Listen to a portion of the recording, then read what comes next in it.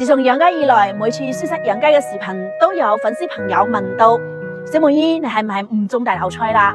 係咪係在種大頭菜嘅路上跌咗一大跤，再都爬唔起身啦？其實我想同大家講啊，唔係噶，你睇我哋生蠔呢啲大頭菜長勢非常之好，2025年嘅大頭菜係品質非常高噶，你哋期待一下呢個品質值得試一試嘅。咁我喺種植大頭菜嘅過程中呢，係交咗2年嘅學費。其實我要繼續做呢件事情，唔係因為我想搵翻學費，最重要嘅係我堅信我自己一定可以種出高品質嘅大頭菜俾到大家。我要堅持將呢件事情做好。我哋梅姨公司雞照養，大頭菜照做，兩者並唔衝突。